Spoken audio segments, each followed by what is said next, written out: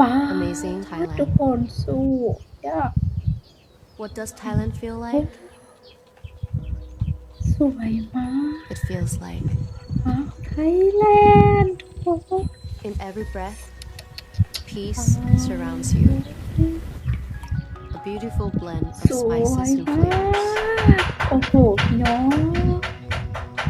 Beauty that lives both outside สวยๆสวัสดีกับสวัสดีพี่ FC ฟังไทยและก็ฟังลาวทุกคนเด้อยินดีต้อนรับเข้าที่ช่องเก็บแก้วสาวลาวเช่นเก่าเช่นเคยอีกแล้วล่ะเนาะทุกคนซึ่งมื้อนี้เนาะสาวเก็บแก้วไปเห็นโฆษณาทุกคนโฆษณาหนึ่งนะทุกคนเป็นโฆษณาไทยทุกคนปาดพี่น้องสาวลาวในจุดตะลึงไปเลยทุกคนนี่คือโฆษณาของสาวดังดาราดังในไทยทุกคนซึ่งแบบ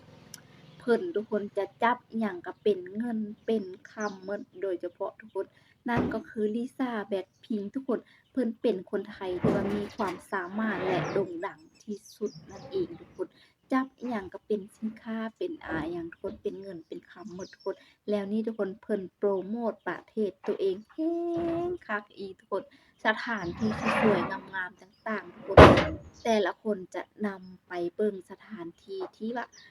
ลิซ่าแบล็คพิงค์โปรโมตประเทศตัวเองทุกคนเดี๋ยวเราไปเบิ่งคลิปวิดีโอไปพร้อมๆกันว่าจะสวยงามขนาดใดทุกคนไปกันเลย Amazing Thailand. What does Thailand feel like? สวยงามอลังการมาก It feels like แบล็คพิงค์ทุกคน in every breath, peace surrounds you. A beautiful blend of spices and flavors. Beauty that lives both outside ความเป็นไทย and deep within.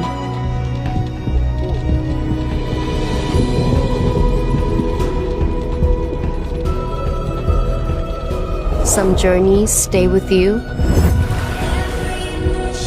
long after they end.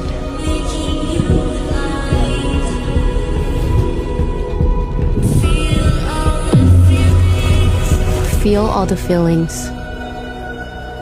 Amazing Thailand. ไทยแลนด์ทุกคน What does Thailand feel like? สวย It feels like magic. ปึ้งปัวทุกคน A magic that turns the water into a garden.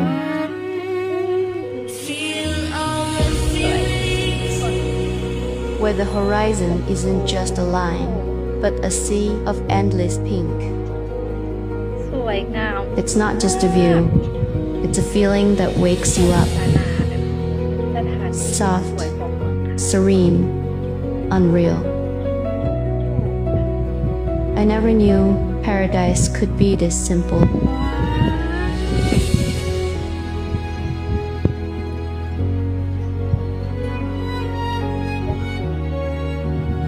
สาวลาวนี่ This is the Red Lotus Sea. Udon Thani Province, Thailand.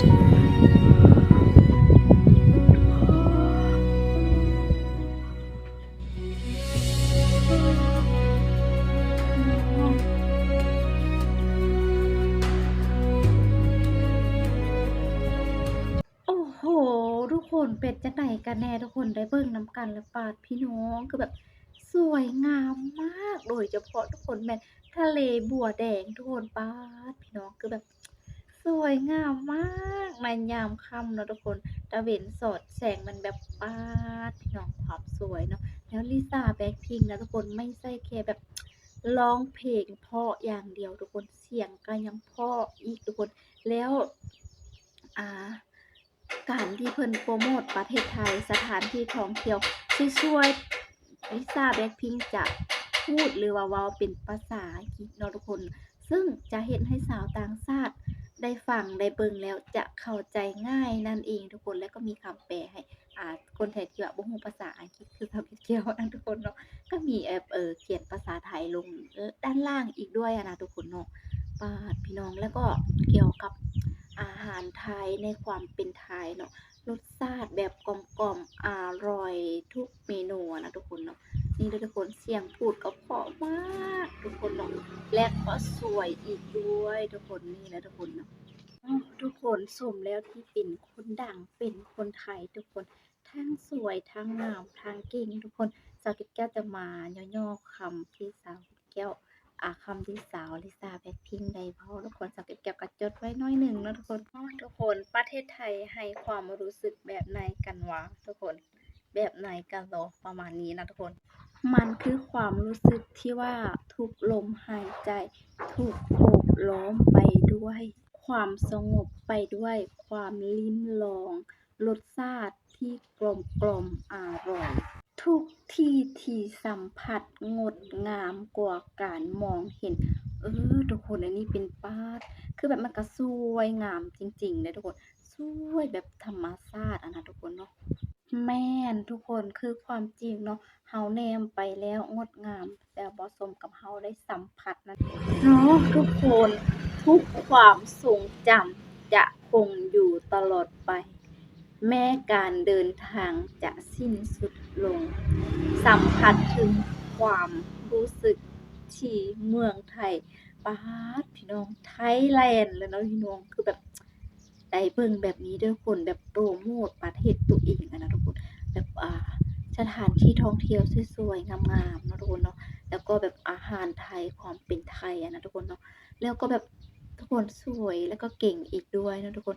สายตานี่แบบ